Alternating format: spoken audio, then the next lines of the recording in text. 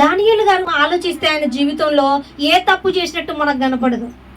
మిగతా వాళ్ళన్నా కొద్ది కొద్దిగా ఏదో ఒక విషయంలో కనబడుతుంటారు, కానీ దానియేలు మాత్రం చాలా పర్ఫెక్ట్గా అన్యుల దేశంలోకి వెళ్ళినా, ఆయన పేరు మార్చినా, ఆయన తిండి విషయంలో కానీ ఏ విషయంలో కానీ ఆయన దేవునికి నచ్చనట్లుగా బ్రతకలేదంట.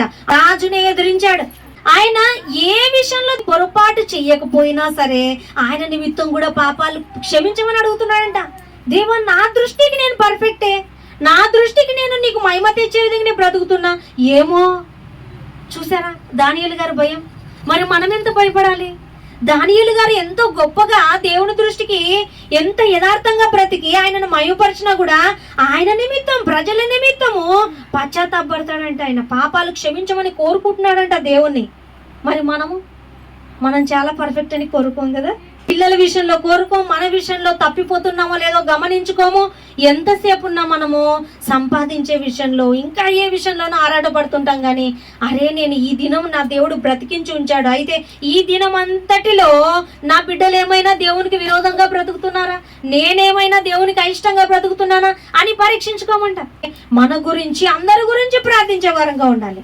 మన కుటుంబమే కాదు, మన బంధువులైనా, మన తోటి వారైనా, కొలీగ్స్ అయినా, స్నేహితులైనా అందరి గురించి వారి పాపముల నిమిత్తము క్షమించమని అడిగే వారంగా ఉండాలంట మనం.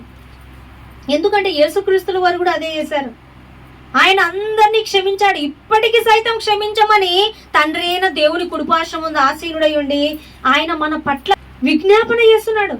దేవ, ఈ సంవత్సరం అవకాశం ఏంటి బిడ్డకి, నెక్స్ట్ సంవత్సరంలో ఆ చిన్నది ఒక్కటే కదా, అదొక్కటే కదా తనలో మార్పు కావాలి. ఆ మార్పు విషయంలో నేను ఈ సంవత్సరంలో, అందుకే ఉపమానం కూడా ఉంటుంది మనకి ఆ విధంగా. గొడ్డలి చెట్ల వేరున పెట్టుబడి ఉంటే తోటమాలి యజమాని ఈ సంవత్సరం ఉంచండి, ఈ చెట్టును నరకొద్దండి, నేను ఇంకా నీరు బట్టి ఎరువు వేసి ఇంకా నేను అది ఫలించేటట్లుగా నేను చేస్తాను అని వేడుకుంటున్నాడంట. ఆ ఉపమానం యేసుక్రీస్తుల వారి గురించే. యేసుక్రీస్తుల వారు కూడా ఆయన పరలోకంలో ఉండి మన పక్షాన, దేవా ఈ సంవత్సరం ఇవ్వండి, ఈ సంవత్సరం ఆయుష్కాలం ఇవ్వండి, ముగించొద్దండి. మీరు అనుకున్నట్లుగా వారిని ఇప్పటికీ ఆయుష్కాలం ముగించబడితే వాళ్ళు నరకానికి వెళ్ళాలి కదా, ఇంకొక సంవత్సరం ఇవ్వండి, ఇంకొక సంవత్సరం ఇవ్వండి అని మన పక్షాన ప్రభు వేడుకుంటుంటాడంట. అంటే క్షమించమని కోరుకుంటున్నాడు. అదే మనసే ప్రభువుని అనుసరిస్తున్న మనకు కూడా ఆ ప్రభు మనసే ఉండాలి.